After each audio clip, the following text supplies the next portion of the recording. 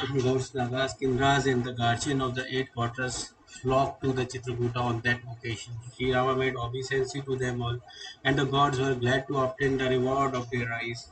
Raining from flowers, the heavenly host exclaimed, Lord, we feel secure today. With great supplication, he describes their terrible woes and return joyfully to their several abodes. Harmit streams in as they hear the news that Sri Rama, the lighter of Raghu, had taken up his abode at Chitrakuta. The moon of the solar rays fell protest when he saw the holy company coming with a cheerful countenance. The hermit pressed Sri Rama, the chief of Raghulai, to their bosom and invoked their blessings on him just in order to see them come true. As they gazed on the beauty of Sita, Lakshmana, Sumintra's son and the Rama, they accounted all their spiritual practices fully rewarded. After paying them due honors, the Lord dismissed the holy throng and they practiced yoga, contemplation, japa, muttering of prayers, and austerities and performed sacrifices unmolested in their own retreats. Retreats means retreats. Retreats. Retreats means withdraw from enemy force as a result of their superior power. When the Kolas and the Bhilas got this news, they felt as delighted as though the nine heavenly treasures of Kubera had found their way to their own house. With cups of leaves full of bulbs, roots, and fruits, they set forth as paupers to gather gold as spoils. Such of them as had already seen the two brothers were cautioned about them by others who proceeded along the same road, describing and hearing of Sri Rama's beauty. They all came and beheld the lords of Raghu. Placing their offering before the Lord, they greeted him and regarded him with a deep affection. They stood here and there, and so many painted figures, thrilling all over and with tears streaming from their eyes.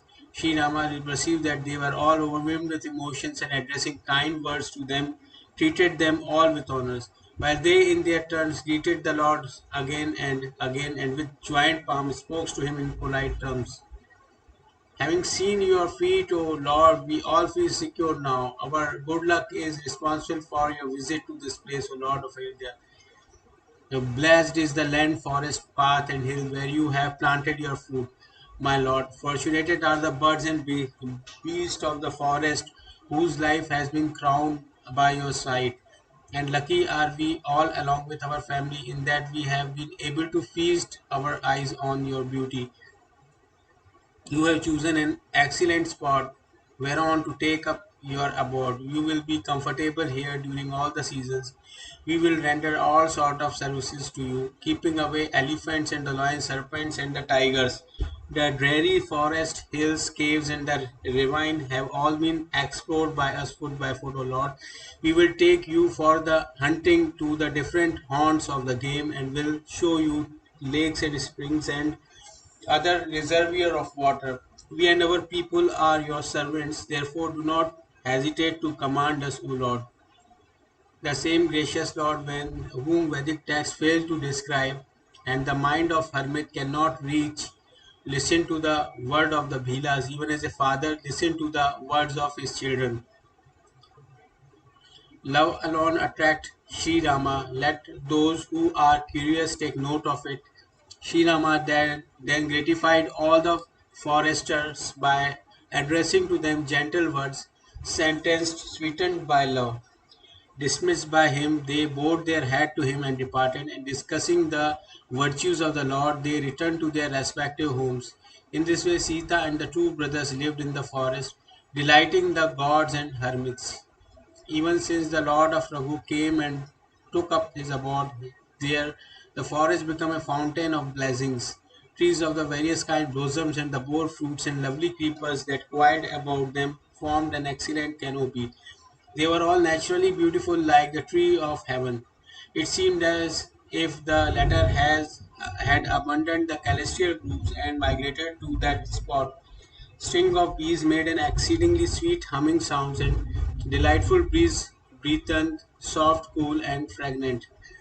The blue jay, cuckoo, parrot, chatkas, chakravakas, chakoras, and other birds delighted the ears and ravished the soul with their varied notes.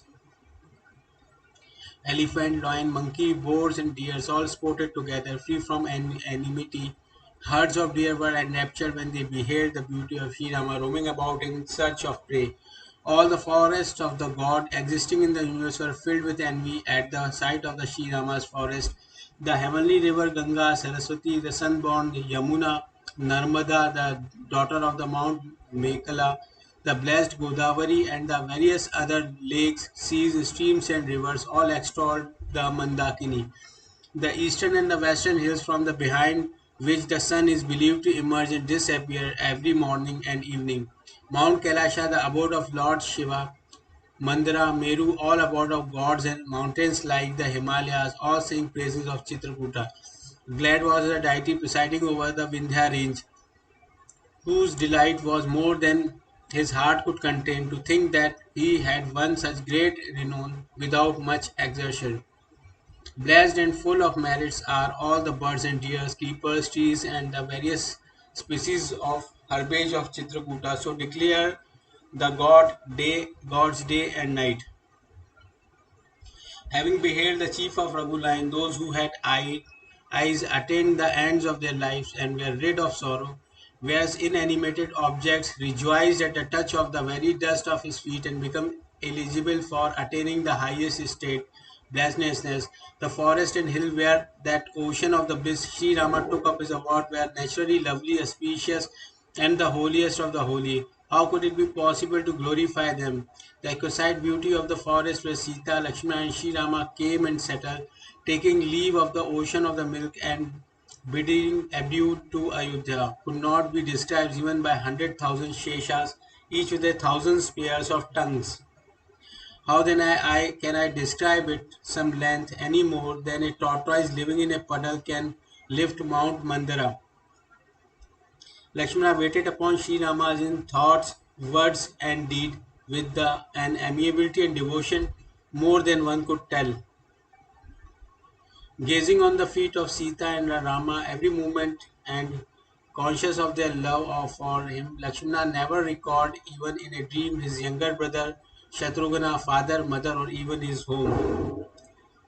In Sri Rama's company, Sita lived a happy life, forgetting her town, Ayodhya, family, and home. Even ever watching the moonlight face of her beloved lord, she was extremely glad, like the young of Chakora birds. Finding her lord's affection grow from day to day, she remained happy as a Chakraka bird during the day. Her mind was so enormous of the Sri Rama sweet that the forest appeared to her as a thousands Ayodhyas. Dear was the hut of leaves in the company of her most beloved lord, while fawn and the birds constituted her beloved family. The holy hermit appeared to her as her own father-in-law and their spouses as her mother-in-law, while her diet consisting of bulbs, roots, and fruits tasted like ambrosia. Shared with her spouse, even the lovely litter of leaves delighted her as a hundreds of the Cupid's own beds. Can the charm of the sensuous enjoyment ever enchant her, whose very look confers the sovereignty of his sphere? Fixing their thought on Sri Rama, his devotees sprung the pleasure of sense as worth no more than a piece of a straw. It is no wonder then, in the case of Sita, Sri Rama's beloved consort and mother of the universe, the Lord of Raghu would do and say only that which would please Sita and Lakshmana. He would narrate old legends in a story to which Lakshmana and Sita would listen with great delight. Every time Sri Rama thought of Ayodhya, his eyes filled with tears. The gracious Lord becomes sad when he recalled his father and mother, his family and brothers, and particularly the affection, amiability, and devotion of Bharata. But he recovered himself when he realized that the time was unpropitious. Perceiving this, Sita and the Lakshmana felt distress even as a shadow of the man behaves just like him. When he saw the condition of his beloved consort and his brother, the self-possessed and the compassionate Rama, the delighter of Raghu and the soother of his devotees' hearts, begin to narrate some sacred legends, hearing which Sri Lakshmana and Sita felt relieved. Accompanied by Lakshmana and Sita, Shri Rama shone in his hut of the leaves, even as Indra, who dwells in Amravati with his spouse Sachi and his sons Jayanta. The Lord looked after Sita and Lakshmana in the same way as the eyelid protect the eyeballs, while Lakshmana in his turns waited upon Sita and Sri Rama, the hero of Raghu race, just like a fool who identifies himself within his body tends his own body. In this way, the Lord, who was as friendly to birds and fawn as to gods and ascetics, lived happily in the forest. Thus have I told the delightful story of Sri Rama's journey to the woods.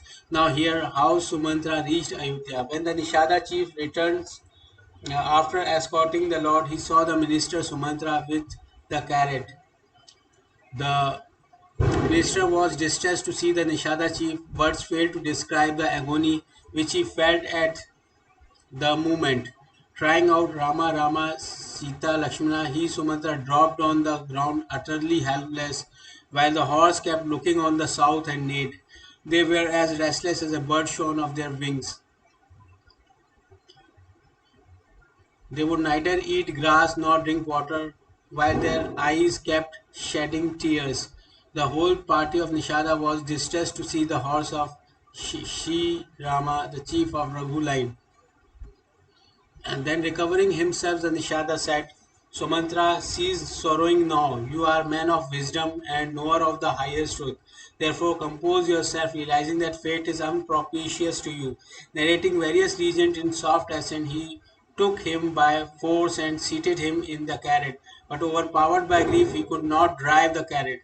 The agony of the separation from Rama, the chief of Raghulite, was severe in his heart. The horse would not move along the road. They were getting fidgetly. It seemed as if a wild animal has been caught and put in harness. They would topple down and turn to look behind, torn away from Rama and smarting with deep anguish. If anyone mentioned the name of Rama, Lakshmana or Sita, Janka's daughter, they would start neighing and regard him with love. How could anyone describe the anguish of the separation the horses felt? They were as restless as a snake robbed of its gem. The Nishada was overcome with grief as he beheld the minister and his horses. He then called four trusted grooms and sent them with the character Sumantra. Seeing of the character Guha returns, the agony of his separation was too deep for words, and the Nishada drove off to Ayodhya, plugged in sorrow every moment. Agitated and stricken with grief, Sumatra lamented, "Accuse his life without the hero of Raghu race. This wretched body will not survive in the long run, but what a pity it did not earn fame by perishing at the time of its parting from the hero of Raghu race. This life has become a sink of infamy and sin. I wonder what prevents it from departing.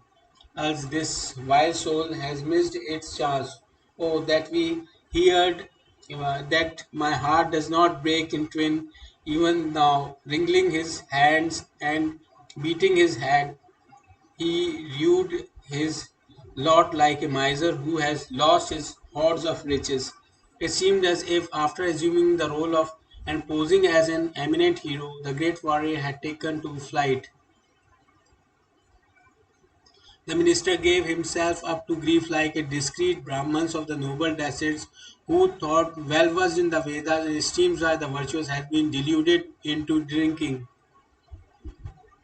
The minister felt in his heart agony as terrible as that of virtuous and the discreet lady of high birth who is devoted to her lords in thoughts, words, and deed, and who is compelled by evil destiny to live apart from her husband.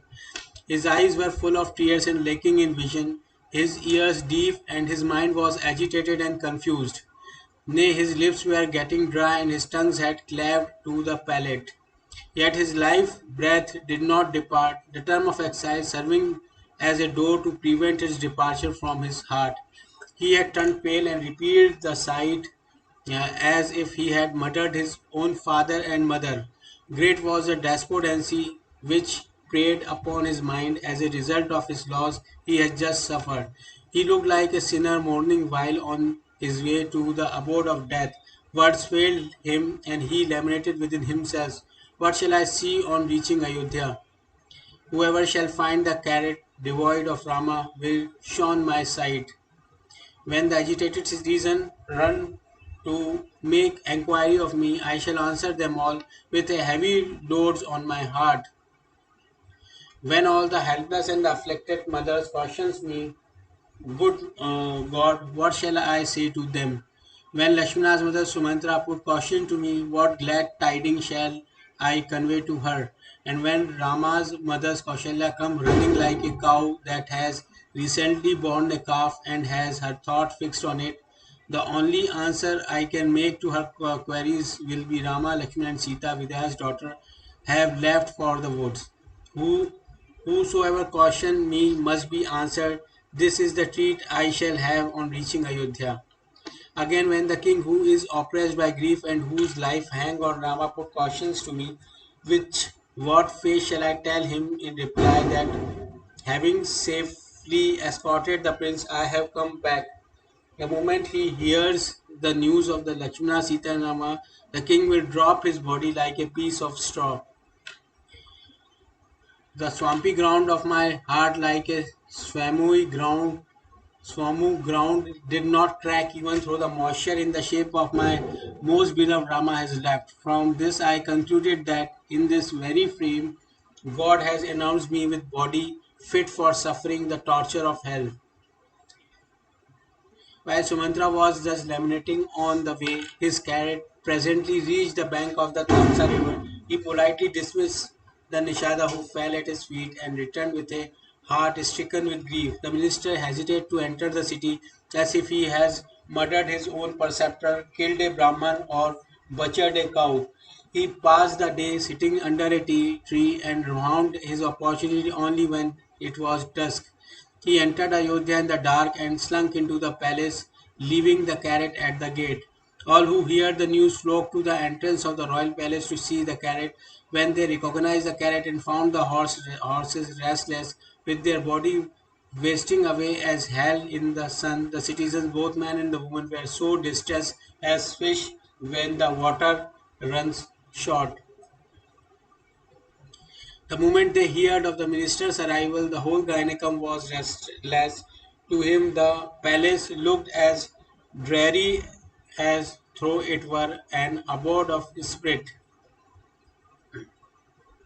In deep agony, all the queen cautions him, but no reply came from him. His voice failed him. His ears could not hear, nor could his eyes see. He asked whomsoever he met, "Tell me, where is the king?" Seeing his confusion, the maid servant conducted him to Kaushalya's apartment. Arriving where Sumantra found the king as pale and lustreless as the moon without nectar. Without a seat, conch, or ornaments, he lay on the ground in the most wretched condition. Having a sight, he lamented even as Yayati when he had fallen from the abode of gods. With his heart bursting with grief every moment, he looked like Sampati who had dropped from the heaven on account of his wings having been signed. That great lover of Rama's cried Rama, Rama, and again Rama, Lakshmana, and Sita. The ministers, on seeing the king, exclaimed, "Salutarily verse Jaya Jivan," and made obeisance to him by falling protest on the ground. The moment he heard this, the king rose in bewilderment and said, "Tell me, Sumantra, where is Rama?" The king pressed Sumantra to his bosom as if a drowning man had laid down hold of some support. Seating him affectionately by his sides and with his eyes full of tears, the king asked him, "Appraise me of Rama's welfare, O loving friend. Where are Rama, the lord of Raghu, Lakshmana, and Vidya's daughter Sita? Have you brought them back, or have they left for the woods?" At these words, tears rushed to the minister's eyes. Overwhelmed with grief, the king asked again, "Tell me the news about Sita, Rama, and Lakshmana," recalling again and again Shri Rama's beauty, virtue, amiability, and the temperament. The king sorrowed within himself, proclaiming my intention to install him as a regent. I exiled him to the wood, but the news neither delighted his souls nor grieved it. But my life did not depart, even though I had to part from such a son who can be such a great sinner as I. Take me, my friend, to the place where Rama, Sita, and Lakshmana are. If not, I sincerely tell you, my life is going to depart very soon. Again and again the king asked the minister, communicate to me the news of my most beloved son. Quickly contrive, my friend, some means whereby you may be able to bring before my eyes Rama, Lakshmana, and Sita. Recovering himself, the minister gently replied, your majesty is learned and wise. You are the leader of a brave and courageous, my lord, and have always attended assemblies of the holy men.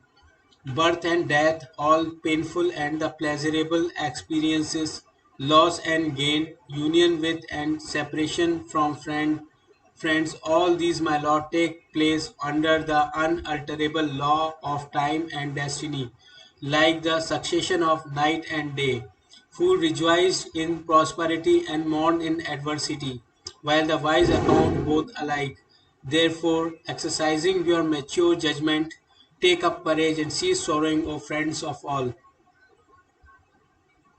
The first halt was made by the side of the Tamsa and the next on the bank of the celestial river Ganga. Having bathed and drunk water, Sita and the two brothers remained without food that day.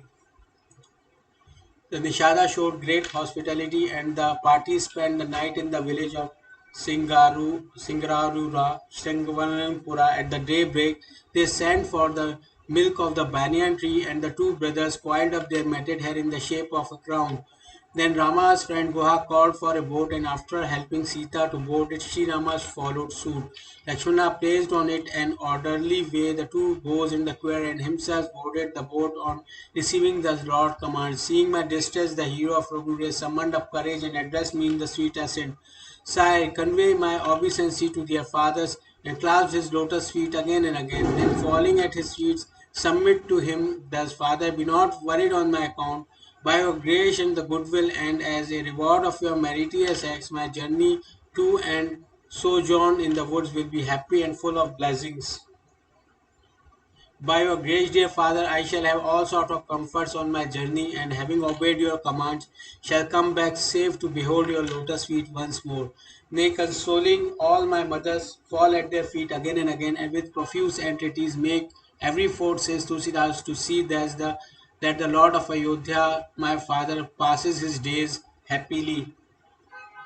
Clasping my preceptor's lotus feet again and again, giving him my message, pray so exhort the Lord of Ayodhya that he may no longer grieve on my account. Humbly approaching all the citizens and all my people, convey to them my submissions. He alone is my friend in every way, who ensures the king happiness. Again, when Bharata come, give him my message. Abandon not the path of rectitude on assuming the office of the regent. Cherish your subjects in thoughts, words, and deed, and serve your mothers, treating them all alike. Again, brother, vindicate your brotherliness till the last day by serving our parents and kinsmen. And last but not the least, look after the king in such a way that he may never sorrow on my account.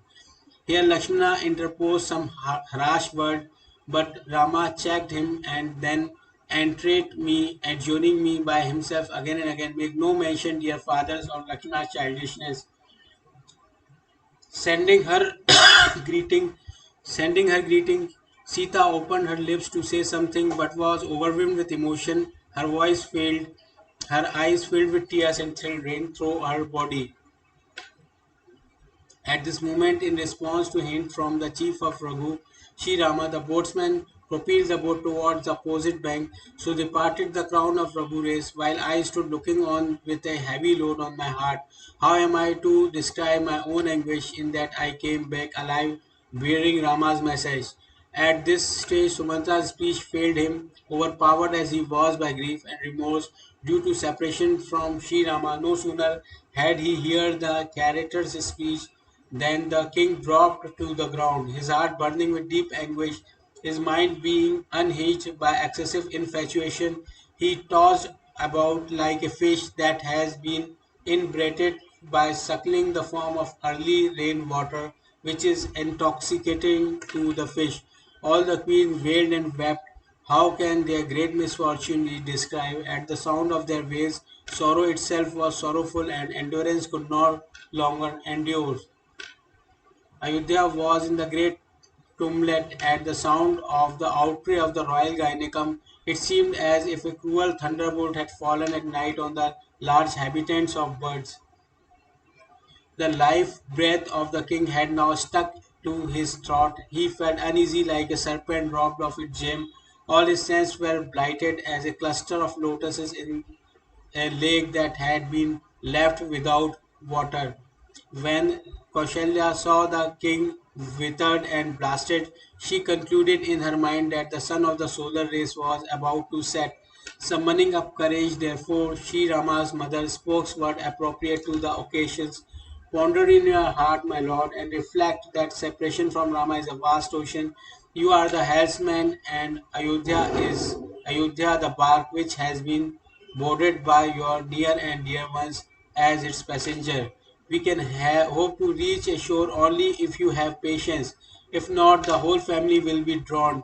If you take the heart, this entreaty of mine, my beloved Lord, we are sure that to see Rama, Lakshmana, and Sita again. Hearing these soft words of his beloved queen, the king opened his eyes and looked up like a writhing rat fish that has been sprinkled with cold water. Recovering himself, the king got up and sat down. Tell me, Sumantra, where is my gracious Rama? Where is Lakshman? Where my loving Rama? Where is my beloved daughter-in-law Videhi?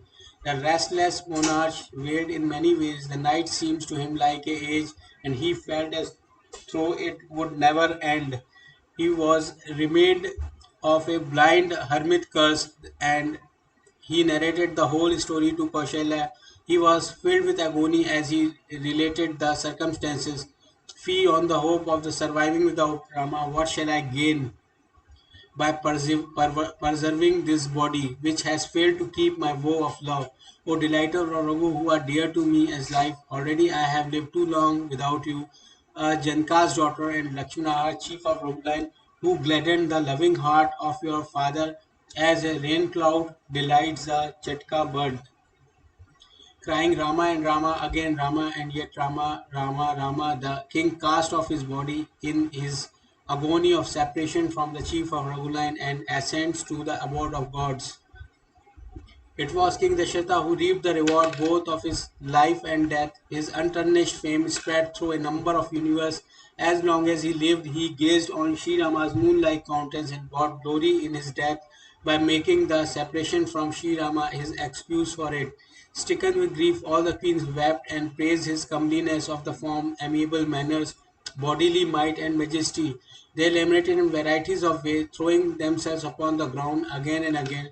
Men servants and the maid servants alike wailed in anguish, and there was weeping in every house throughout the city. Today has set the sun of the solar rays, the perfection of rightness, the repository of beauty and virtue. Everyone abused Kaikai, who has robbed the world of its very eyes.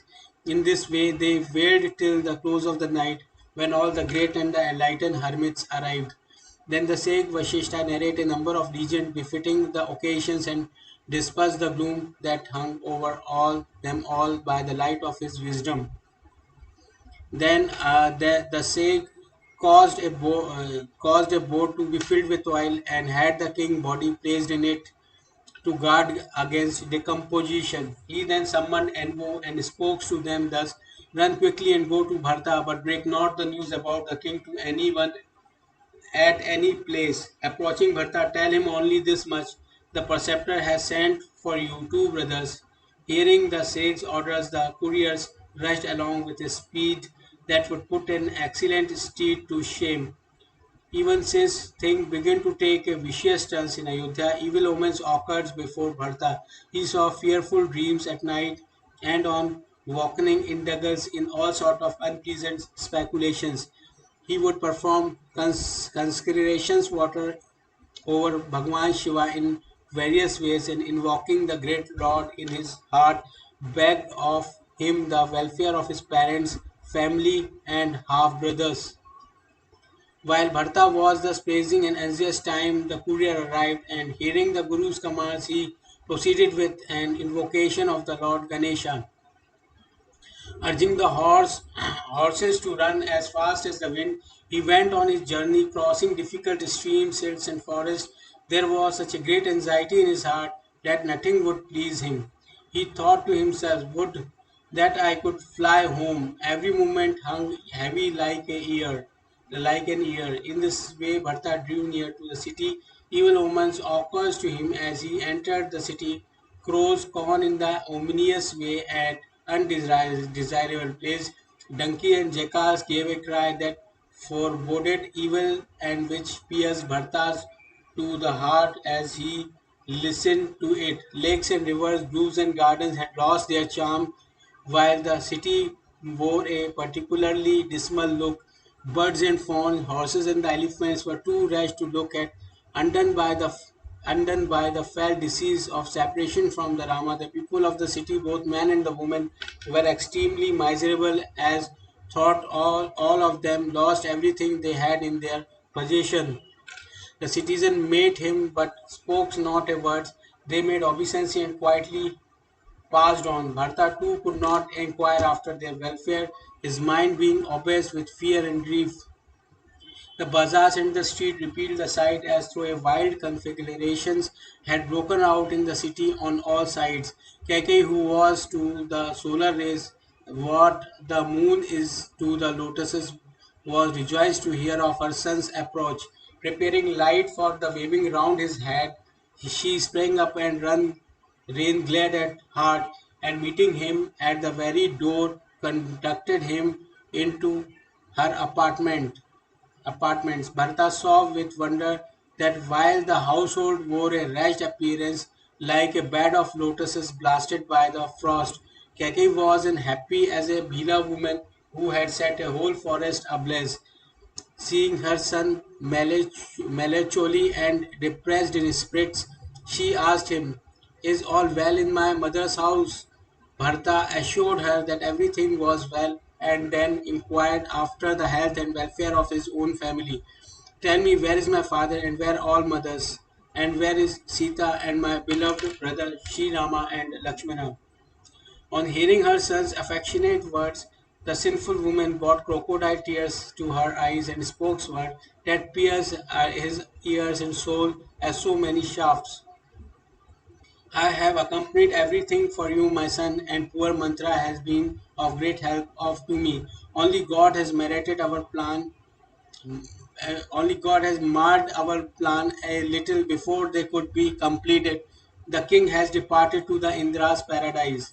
As soon as he heard this, Bharta was overcome with grief as an elephant who is terrified as a roar of a lion. Crying, Father, Father, my father, he fell to the ground much agitated. I could not see you before you left, nor did you, my father, entrust me to the care of Sri Rama.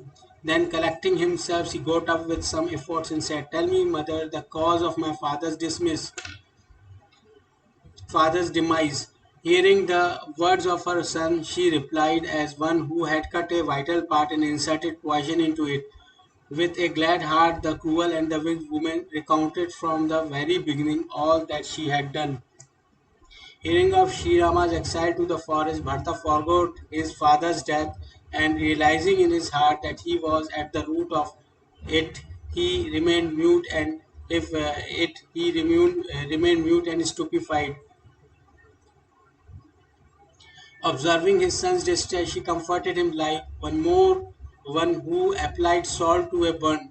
The king, my son, is not fit for lamentation. He not only reaped a rich harvest of merit and renown by enjoyed life also.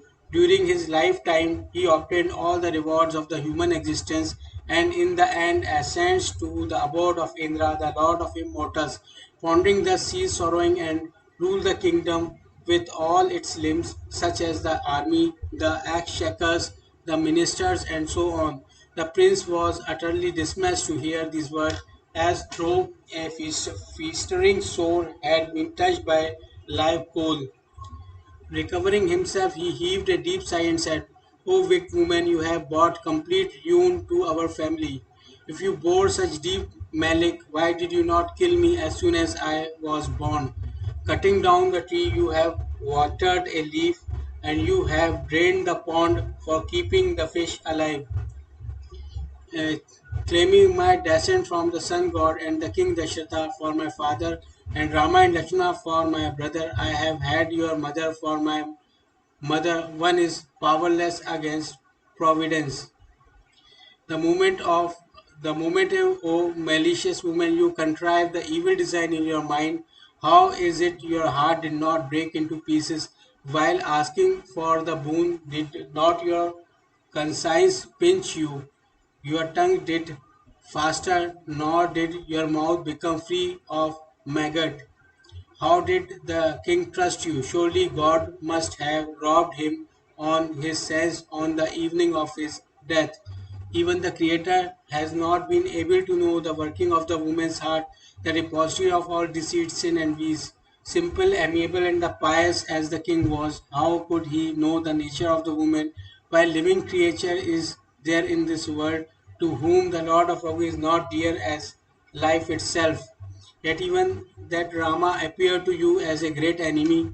Tell me the truth, therefore, to what species do you belong? Wha- Whatever you may be, you had better up your face with think and leaving my presence, remove to some place out of my sight.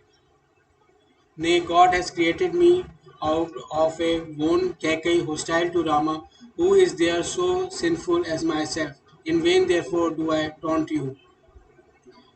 When Shatrughna heard of Mother Kaikai's weakness, he burns all over with rage, but there was no help. That very moment came the humpback mantra, clad in the variety of rich costumes and adorned with various ornaments.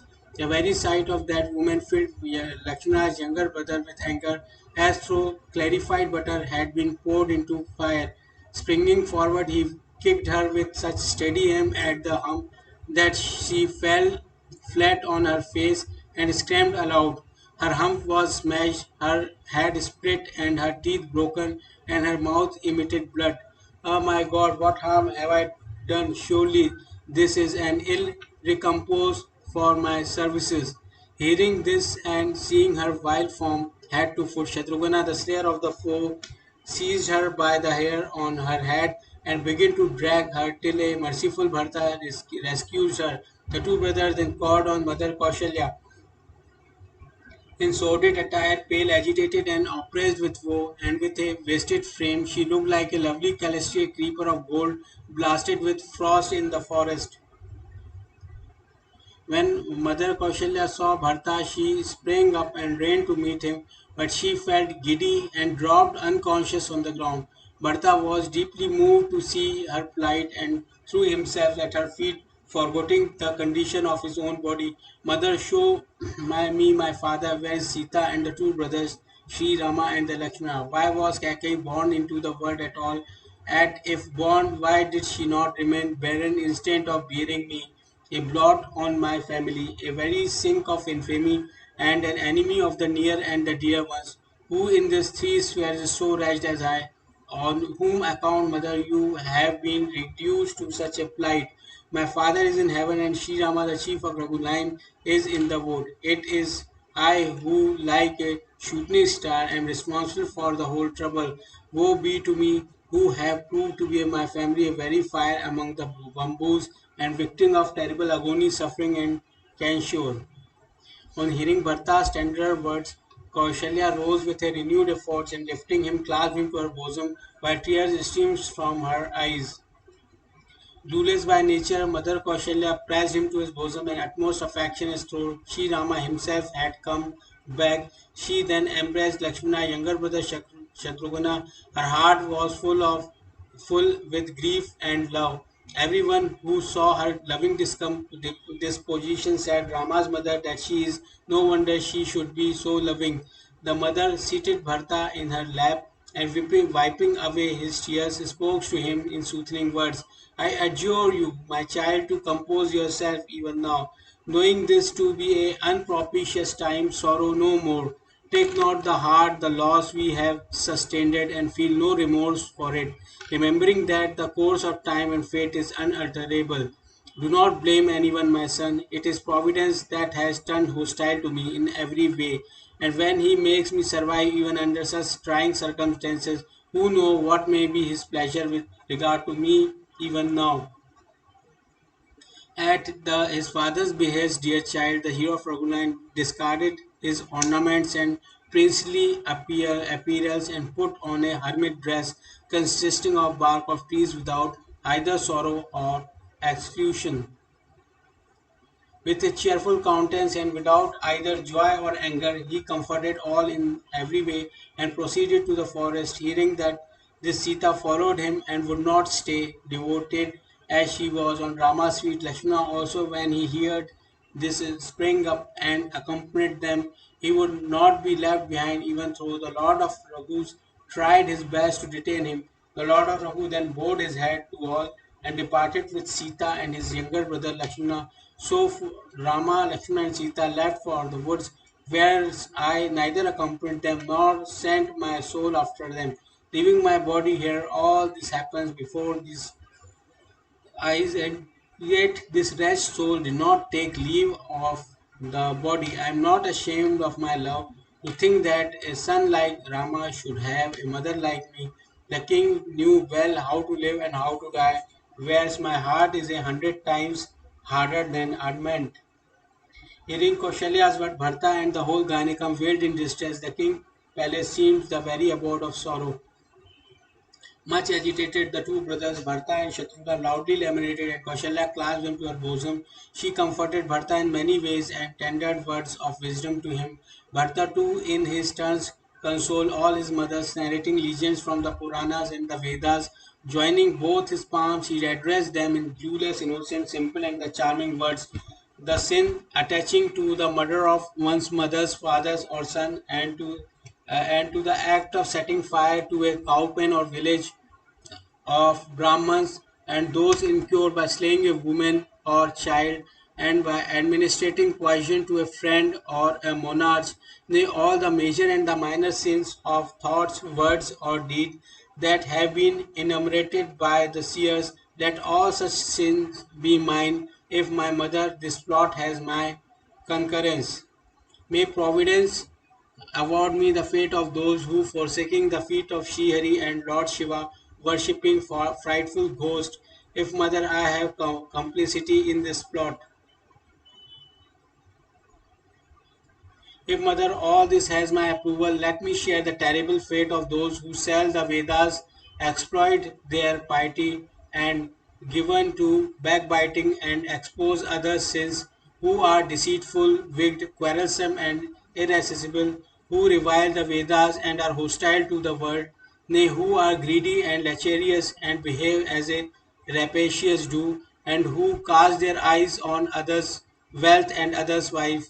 Nay, mother, if I even knew this secret, may Lord Shiva allot me the fate of those wretches who love not the company of the virtuous, who have rejected the path leading to God realization, who worship not Sri Hari even though blessed with human form, and take no delight in the glory of Sri Hari and Lord Shiva, who have abandoned the path of the Vedas and follow the contrary way, and who are impostor and deceive the world by assuming false appearances. Hearing Bharta's truthful, artless, and sincere words, Mother Kaushalya said, "You, my dear child, have always been beloved Rama in thoughts, words, and deed. Rama is dearer to you than your own life, and likewise you are dearer to Lord of Raghu than his own life. The moon may diffuse poison through her rays, and snow emits fire. Nay, an aquatic creature may shun water, and spiritual enlightenment may fail to eradicate error. But in no case will you turn hostile to Rama. Those in this world who allege the plot was contrived with your connivance shall never attain happiness or salvation even in a dream." So saying, Mother Kaushalya clasped Bharata to her bosom. Milk began to flow from her breast and her eyes filled with tears. In this way they squared away the whole night, lamenting in profusions.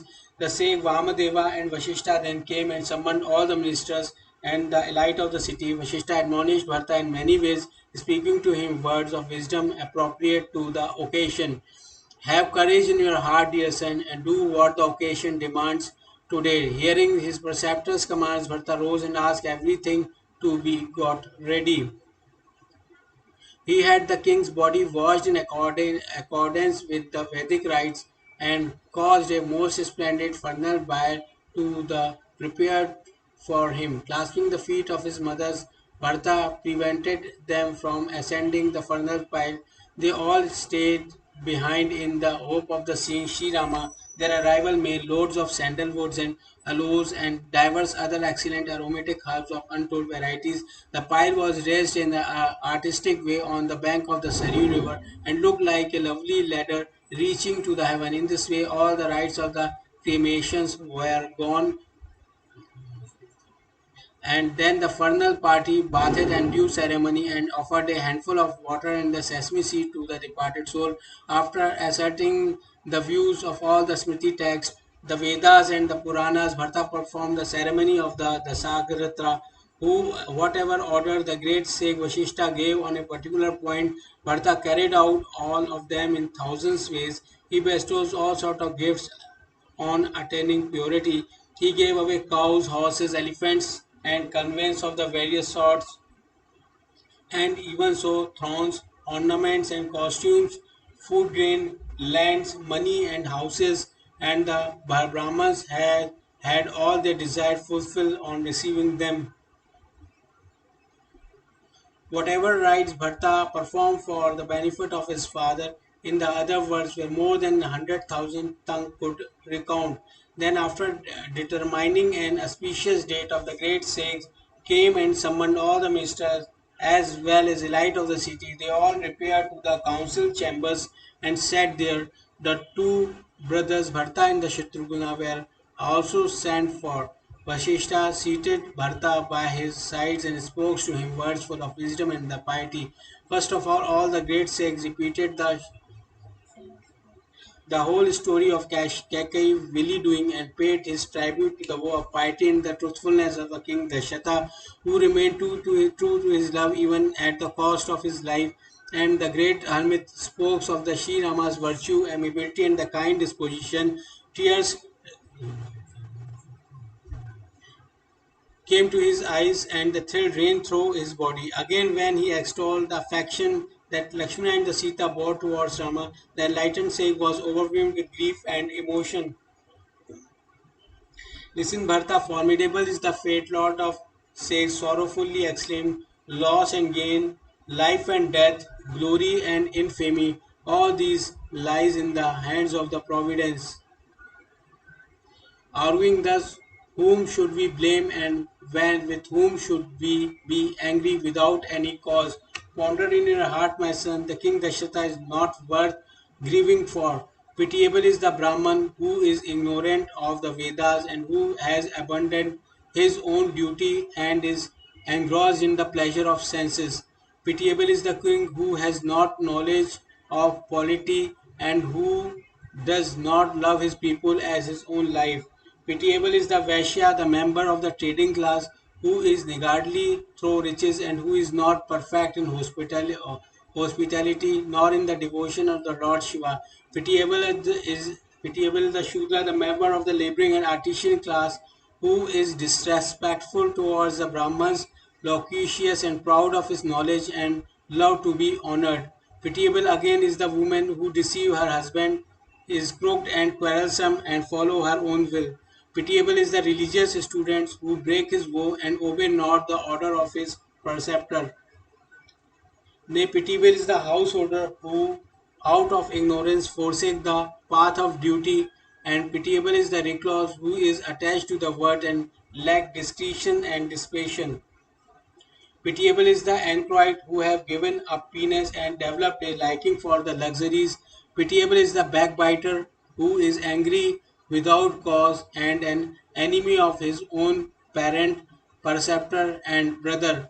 Pitiable is every way in is he who harms others, cherish his own body, and exceedingly heartless. And pitiable in every respect is he who is not sincerely devoted to Shri Hari. The Lord of Kaushala is not worth grieving for. His glory being manifested through all the 14 spheres, there never was, nor is, nor shall be hereafter a monarch like your father, Bharata, Brahman, Vishnu, Brahma, Vishnu, Shiva, Indra, the Lord of Celestials, and the guardian of the quarters all sing praises of the King Dasharatha. Tell me, dear child, what who can glorify him who begot such pious son as Rama, Lakshmana, Shatrughna, and yourself? The king was blessed in every way. It is no use mourning for him, hearing and realizing this sorrow no more, and reverently obey the king's commands. The king has bestowed the kingship on you. It behove you, therefore, to redeem the words of your father, who abandoned Rama for the sake of his word and quitted his body in his anguish of separation from Rama. The king did not love his own life as he did his words. Therefore, dear son, redeem your father's words, reverently obey the king's commands. This will do this will do you good in every way. Parashuram executed the command of his father and killed his own mother. The whole world will bear testimony to this act. Yayati's son Peru exchanged his own youth for the old age of his fathers and incurred no sin or blame because he did so in obedience of his father's command. Those who cherish their father's words, minding not whether it is reasonable or otherwise, attain happiness and fair renown, and dwell in the abode of Indra, the Lord of immortals. Therefore, you need must redeem the king's words, cherish your subjects, and cease to grieve. The king in heaven will derive solace, while you will earn merit and the good fame, and shall incur no blame. It is well known in the Vedas and has the sanction of all that the crown goes to him on whom the father bestow it. Therefore, rule the kingdom, feel no remorse, and accept my advice as salutary. Rama and the Videha's daughter will be gratified when they hear of it, and no wise man will call it wrong. Kaushalya and all the other mothers too will be happy in the happiness of the people. Nay, he who will know the supreme affinity between you and Rama will have perfect goodwill towards you. When Rama returns home, you may hand over the kingdom to him and serve him with ideal affection.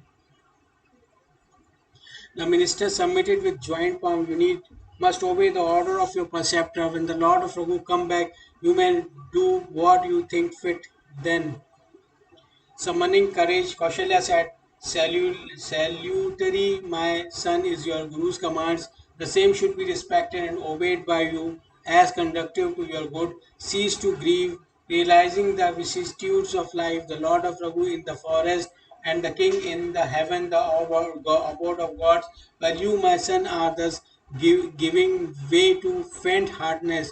You, my child, are the only support of all, including your family, subjects, ministers, and all your mothers. Perceiving the antipathy of God and the relentless of the fate, I adjure you by my life to have courage, reverently obey your Guru commands, cherish your subjects, and relieve the affection of your affliction and relieve the affliction of your family. Bharata listened to the advice of his preceptor, and the ministers appeared endorsing the same, which were as soothing to his heart as sandal paste. He further heard the mother's soft word imbued with the nectar of amiability, affection, and bluelessness. Bharata grew restless when he heard Mother Kaushalya's speech, imbued as it was with the nectar of sincerity. His lotus eyes shed tears that watered the fresh shoot of desolation in his heart. All those who saw his conditions at that time forgot their own existence. Everyone says Tulsidas reverently extolled him as the perfection of artless love.